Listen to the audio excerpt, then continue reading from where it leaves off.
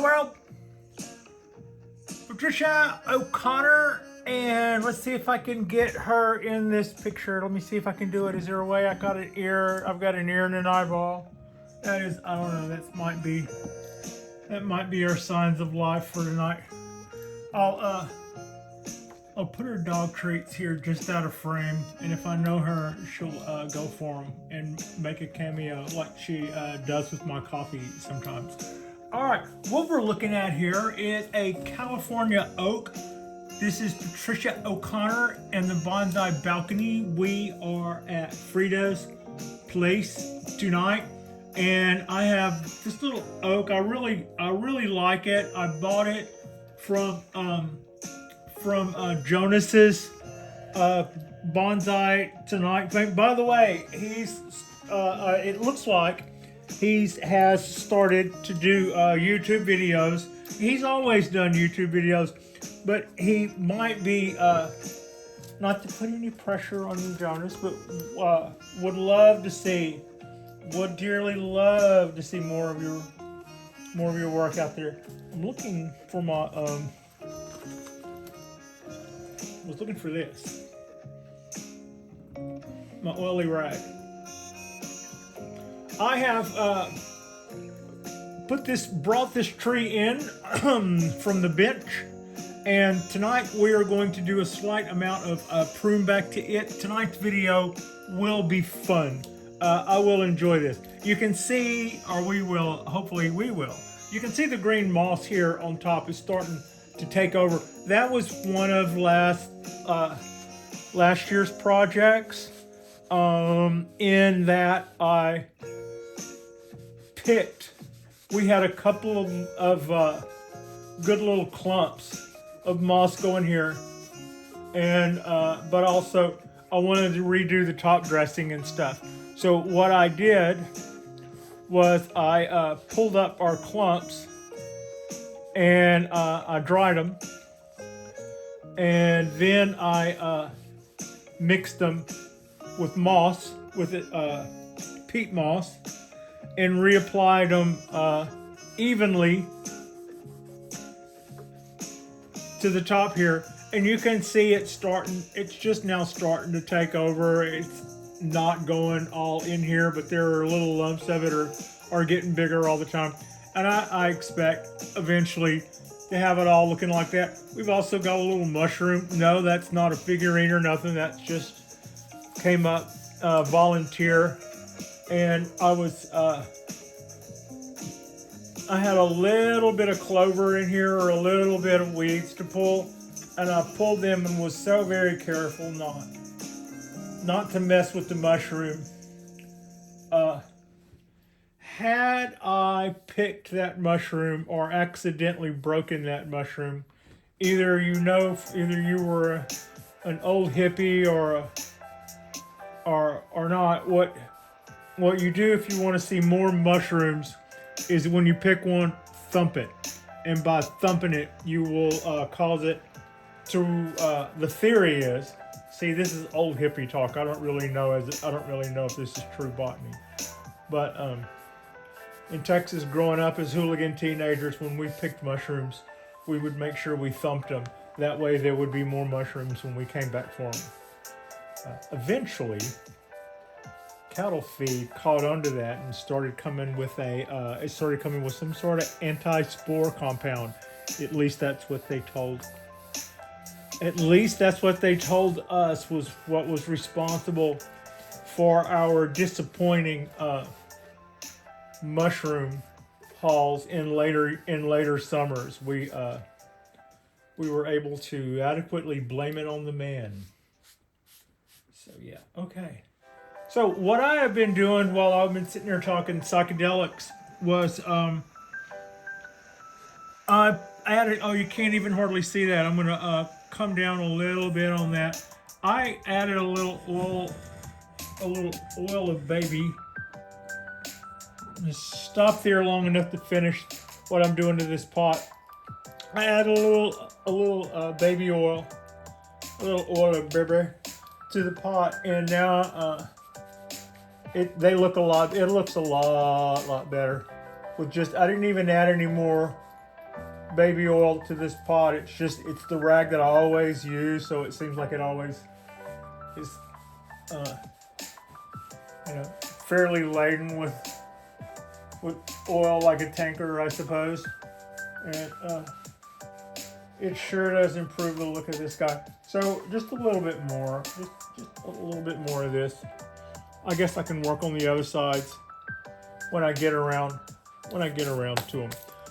Tonight's tools of choice, I've got my favorite pair of scissors, and I also have some stainless wire cutters and some hybrid cutters standing off to the side in case anything feels particularly heavy. I don't look for it to give us any problems. This should be a pretty good deal. This tree has a history. This tree was started by a nurser, I think 40 plus years ago. The story had it, he started a whole bunch of acorns, started 100 acorns, and over the years, he gave away some, he tried some, he did some with this and some with that. And when he passed away and his wife was selling their nursery and his bonsai trees, this was one of the ones out of those 100 that he kept. It was in show shape when I got it. This one and a whole bunch of others in town. I was really sick when this happened, and I felt very responsible for letting some. But I would later learn that was going on in a lot of people's gardens. We suffered some sort of creeping cruds about 2 years ago. I would see a limb that was out to here would get black in a day, and I would see a line where it was black, and I would cut it back, and tomorrow it would be black to here. And I was just trying to amputating limbs that were dying on something, trying to stop the march of what was going on with this tree. And we did some hellacious cutback, and I ran a systemic through it, and that also scared me straight when it came to just kind of going through life and waiting to see what comes up and bites us before we learn about it. I before then was kind of going with the attitude of, well, we have so much to learn with bonsai. We'll let bonsai tell us what it is we need to learn first. And in so doing, we found out the hard way, some fairly hard lessons. All right, is that show? That's a really long limb. Also, it didn't bifurcate off. It only in two directions. It only went in this one. And it got really thick and it got really elongated. But if I let it go,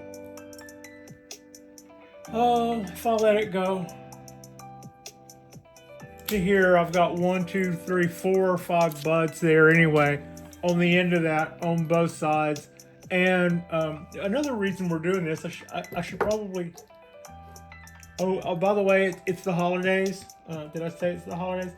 It's Saturday night bonsai at Frida's Place, but it's also like December 15th. Is that what this is? So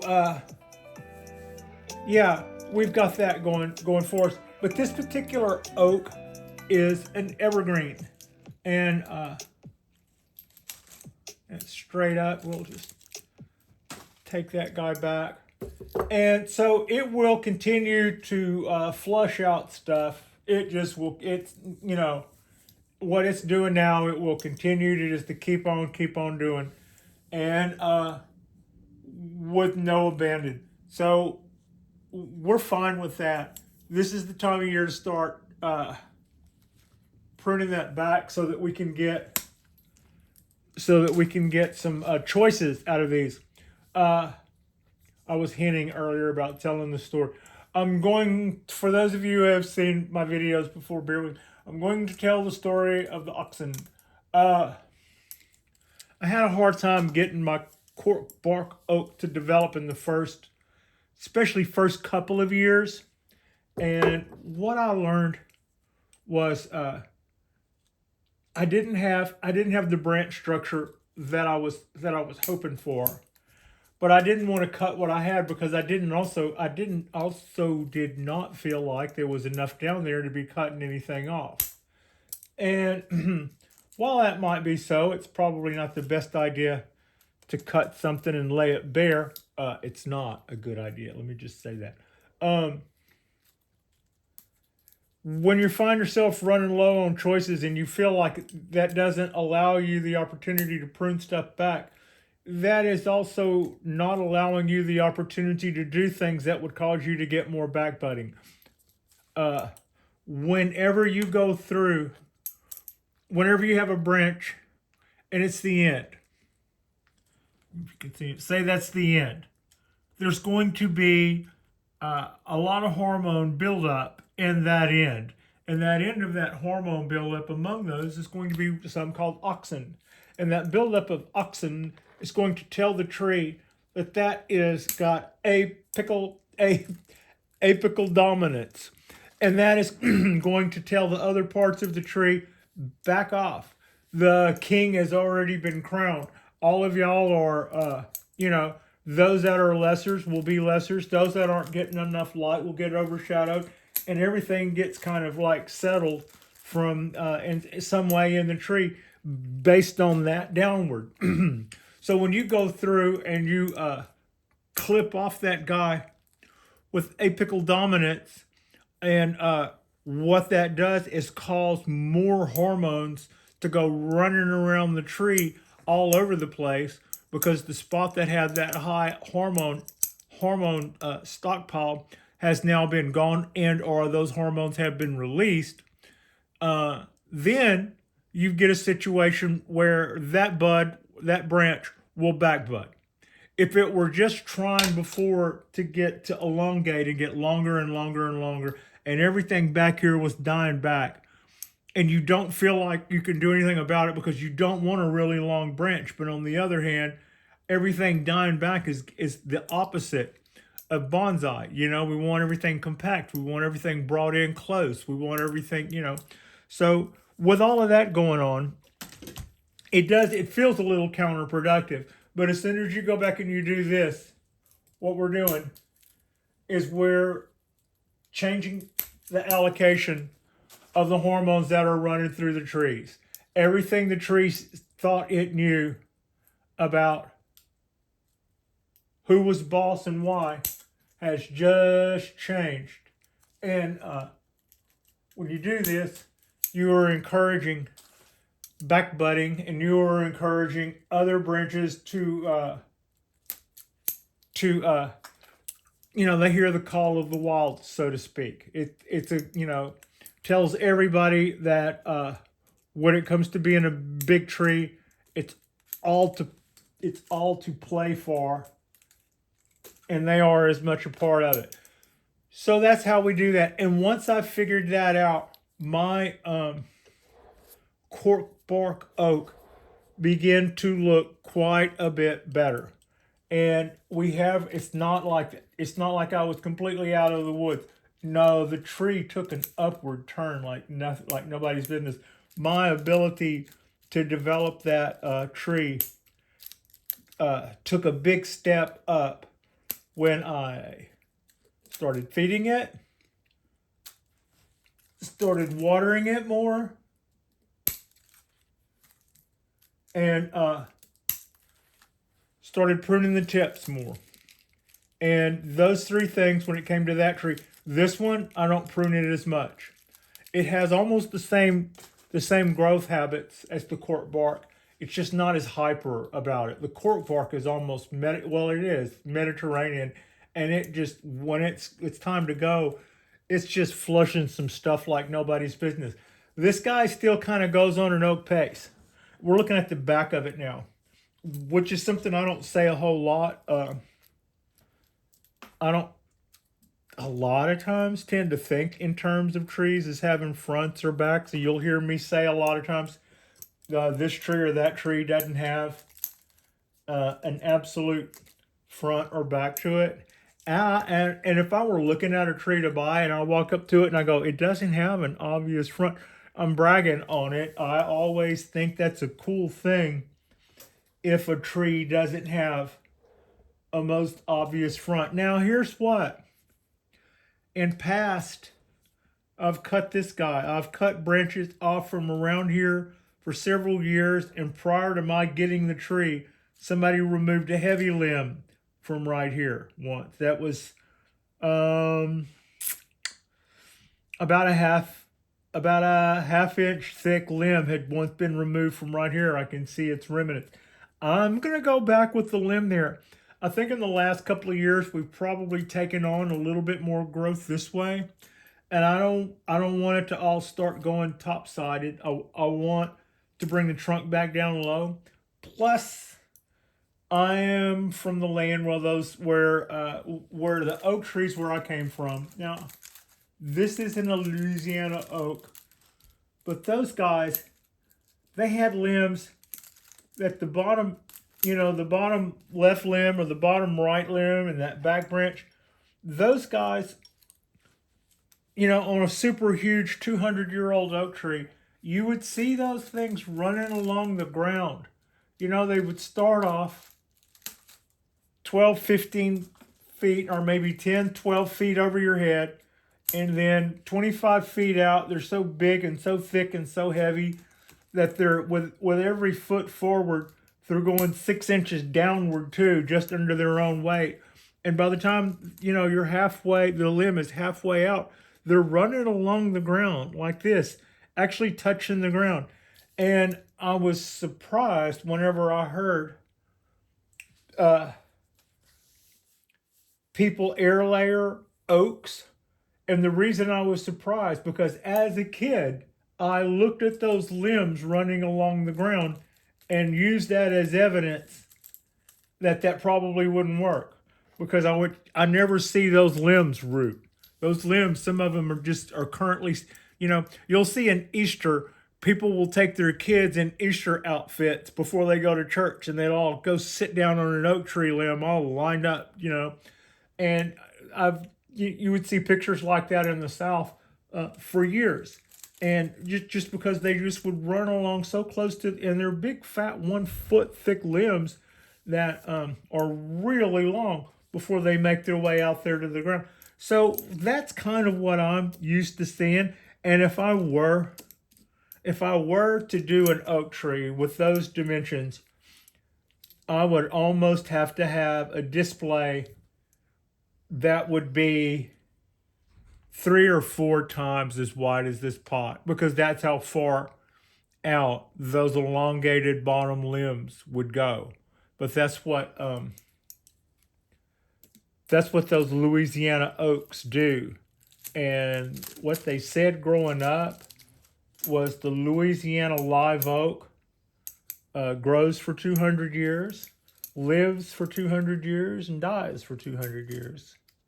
And I kind of see what they mean. You can see some of those guys are old and long in the tooth, and maybe some of them have been dying as long as you've been alive. Like the whole time you've ever seen them, they've always been in some state of disrepair and decay, but it just wasn't happening overnight. They were just slowly tearing down. Yeah, mighty oaks. Working on this thing is weird. The leaves are very hard, very bristly, and this is also not this tree, of course, but a California coastal oak is one of the closest things I have ever seen to a harvested bonsai. And by that I mean somebody went out in a field of grazing cattle out in California and got and collected a wild oak tree that had been pruned by cattle.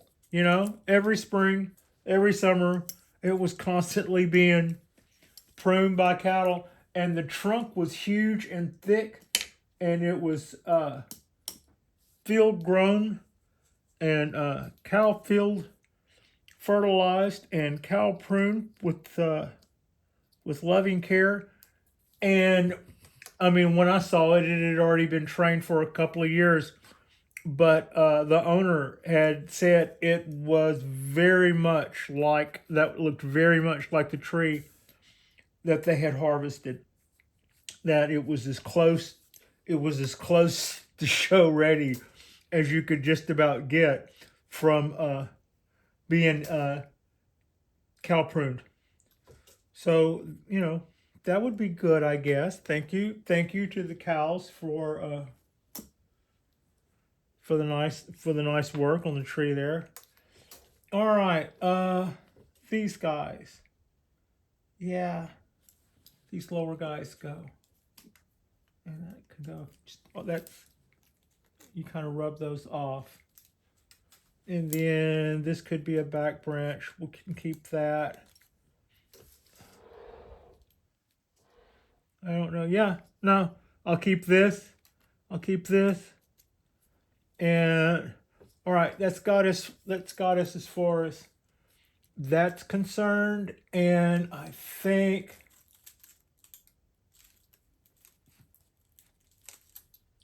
as far as there's concerned, maybe take back that tip. Let's take this guy back to here. Yeah. I'm probably cutting things that are way out of frame and you just kind of maybe see these tops falling down. But that's got the front and the base and our bottom. Now the thing with oaks is if I wanted a branch to go this way, I would leave a leaf here. If I wanted a branch to go that way, I would leave that leaf to be the last leaf. Pick the direction of a leaf that you might want. That's important if you are that into your clip and grow that you are, you know, I want to cut that back a little more. So, and this is my clip and grow tree. I have some of them that I go whole hog and we wire and we put guy wires and we cut and we do. This is the one.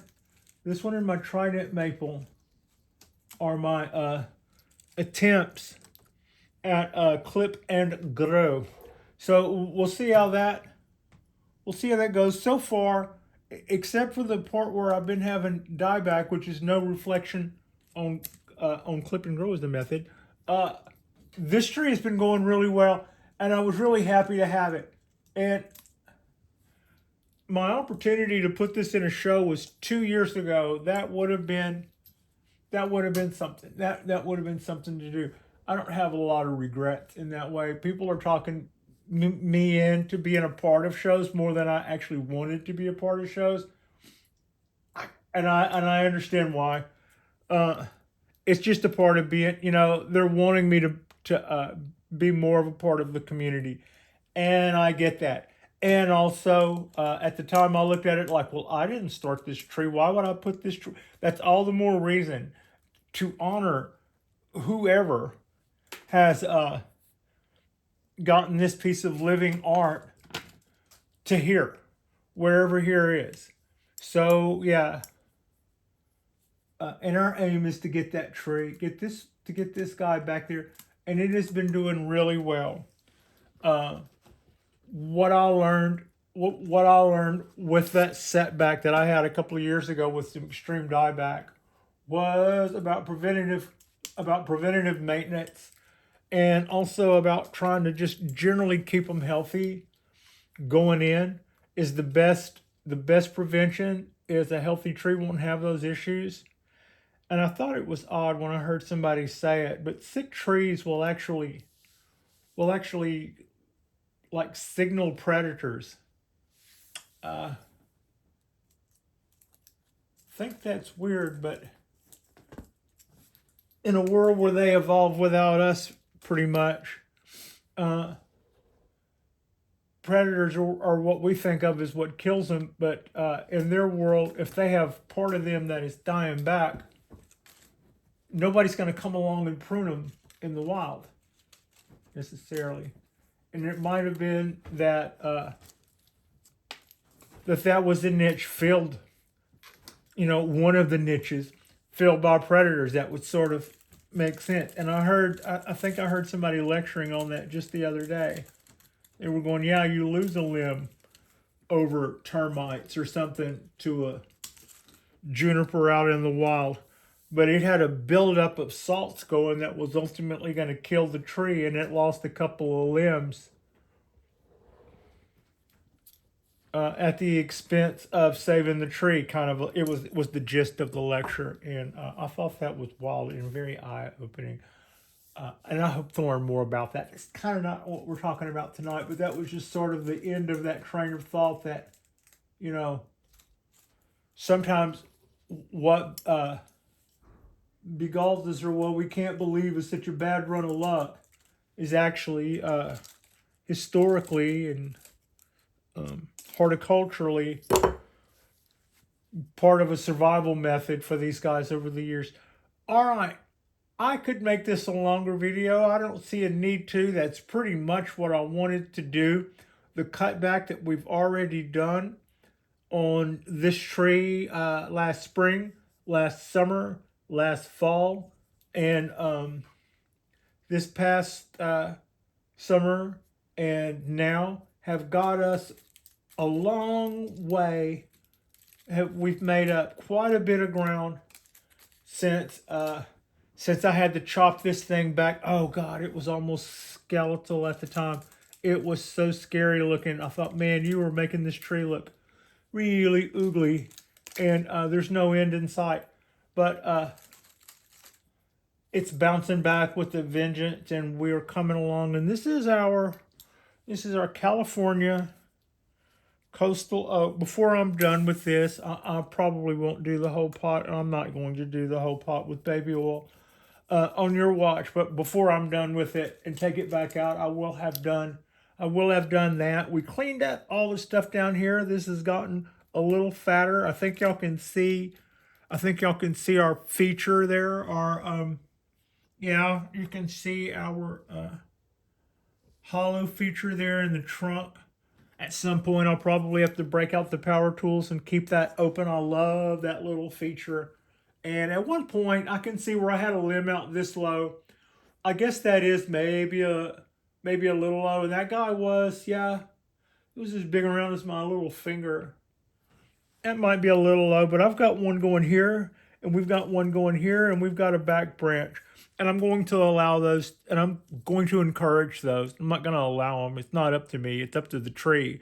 But I'm going to try to encourage that to continue. And that's us. That's just a little bit of prune up on our California coastal oak. And I'm probably going to break out a little cut paste. How much cut paste we used on the Dawn Redwood? That's not true. That's how much cut paste we used on the Dawn Redwood. I mean, not the Dawn Redwood, the bald cypress that I just did the fall work on. It took that much cut paste to cover all of that work we did on the top of that guy. So between now and then, I'm just going to put some dabs on the ends of some of these larger cutbacks. There's not a whole lot there to worry about. And we'll let this guy continue to roll along. Thank you so much for watching. Like and subscribe if you guys haven't already. We're going to go outside on the balcony or go outside on a picnic table tomorrow if the weather is nice, and maybe clean up a whole bunch of little seedlings. I think that would be, we'll just hang out on a little old probably Navy base made concrete cement park bench with a tray of pine trees and go through and weed them and soak up a little California sunshine. And thank you so much for watching.